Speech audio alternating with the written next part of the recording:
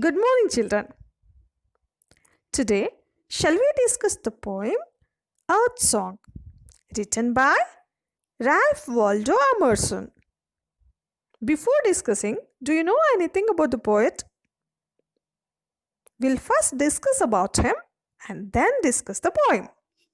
Ralph Waldo Emerson. He was born on May 25th, 1803, and he rested in peace on April 27th, 1882. He was an American essayist, lecturer, philosopher, and poet of the mid 19th century. So he belonged to mid 19th century. He was one of the most influential writers and thinkers of the time. Influential writers means he could influence his audience through his writing, and he was a great thinker. Emerson was also the first major American literary and intellectual figure to widely explore, write seriously about, and seek to broaden the domestic audience for classical Asian and Middle Eastern works. He tried to draw the attention of the audience of his plays to classical Asian and Middle Eastern works.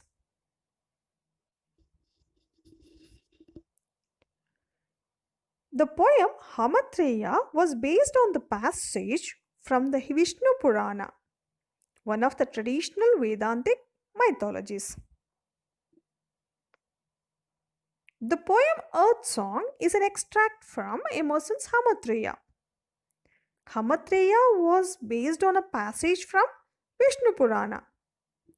In Vishnu Purana, Vishnu laughs at the egoistic kings and their blindness to their mortality. He tells that the earth song will cause proud ambition to melt away.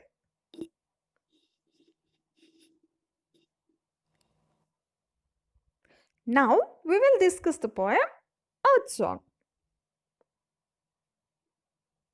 Now let's know the theme of the poem, or the concept or the main idea of the poem. Materialism versus spiritualism. What is materialism? Materialism means giving importance to temporary worldly possessions like gold, car, house, money, land, property, etc., than the relationship, happiness, peaceful life, spiritualism, morality, etc. Materialism is not permanent. So, he is also discussing about some more contrasting ideas. First one was materialism versus spiritualism. Second one, permanent versus temporary. Because materialism is temporary, spiritualism is permanent. Then he is discussing about reality versus illusion. Then separateness versus unity. So he is discussing many contrasting ideas. Contrasting means opposite ideas. Nowadays, we are going behind materialism. That will not stay with us permanently. After we lose our life, we even need to leave all we earn and accumulate. For this, why do we need to waste our life? Why do we forget our real happiness? This actually is not a new theme. Many have discussed this theme in various ways. They have tried to make a man understand, but still the man is going behind all these things. We will see how Emerson has brought out this idea in his poem. Before discussing the poem, I have given you 10 questions. First, read these 10 questions, and when I read the poem, try to find out the answers for these questions. Mine and yours. Mine, not yours. Earth endures, stars abide, shine down in the old sea, old are the shores. But where are old men? I who have seen much, such have I never seen. The lawyer's deed ran sure, in tale to them and to their heirs. Who shall succeed without fail forevermore? Here is the land shaggy with wood, with its old valley, mountain flood. But the heritors fled like the flood's foam, the lawyer and the laws and the kingdom clean swept herefrom. We'll see the first few lines. We are particular and proud about what we possess. Our lands, our hills, our houses, our families and wealth. We have a resounding belief in our ownership and call ourselves landlords. But can we hold on to what we call ours or our children's?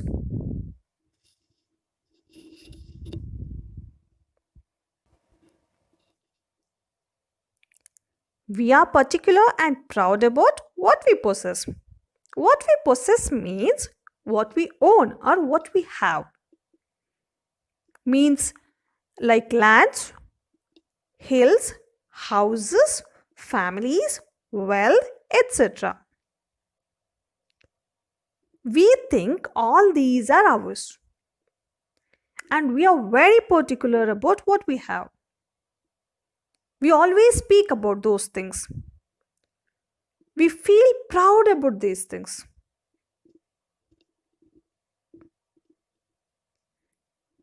We have a resounding belief in our ownership. Resounding belief means we have a great belief in our ownership and call ourselves landlords. We purchase land, house, etc. and call ourselves as owners, right? Or landlords. But can we hold on to what we call ours or our children's? Hold on to means can we keep all those things with us forever without giving these things to somebody else? Can we keep? Can we keep the land, house, wealth, whatever we have, can we keep with us forever without giving to somebody else? Definitely not. Why not? Because whatever we possess is futile, waste in the face of death. We work throughout our life to make property, to become rich. We work for the sake of our children. But one thing we forget. That is, all these things do not remain with us forever. Even they do not remain with our children. We cannot keep anything with us. And we cannot stop these things being taken away from us. Then, how can we always speak about all these things? How can we call ourselves as owners of these things? Shall we discuss the first paragraph now? Mine and yours, mine, not yours. Earth and yours, stars abide. Shine down in the old sea. Old are the shores, but where are old men?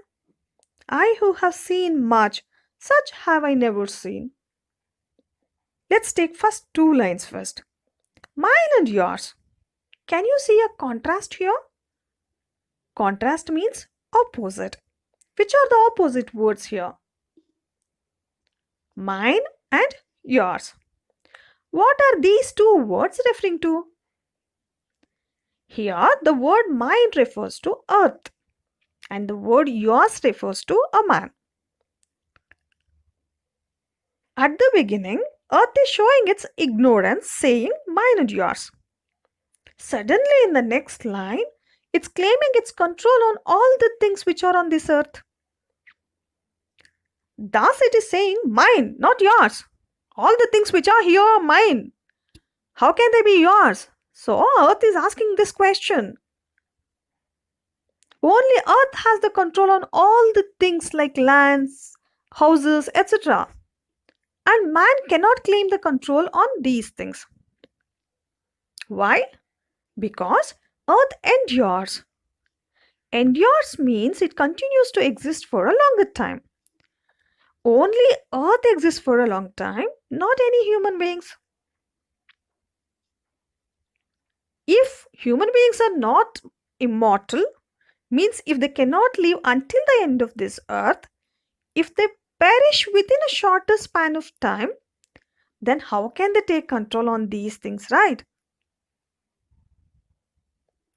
Earth is questioning about the existence of a man. Earth exists for a longer time.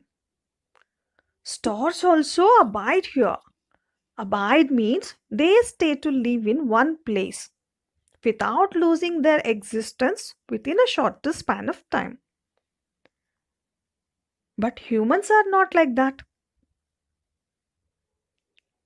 These stars, which they stay for a longer time, they shine down in the old sea. Even the sea is old on this earth. There are also the old shores on this earth. But there are no old men. Because humans perish. Perish means lose their lives within a short span of time. They die within a short span of time by leaving whatever they earn to someone else. Earth is mocking here at a human being by asking, where are old men? See us. I'm here. Star is here. Sea is here. Old shores are here.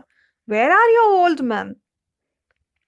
I who have seen much, such have I never seen. Earth existed long back. From the time it existed, it has seen so many different things on this earth. So it says, I who have seen much, but it has never seen such human beings.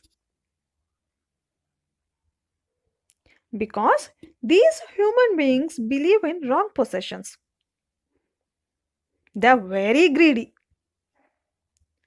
They are never satisfied. They always struggle to take the control on many different things, though they are not theirs. Therefore, earth says, such have I never seen. See these two sentences here. I who have seen much, such have I never seen. These two are the contrasting lines, right? They are giving opposite ideas. So once it says, I have seen so much in my life. And again it says, I haven't seen these kinds of men.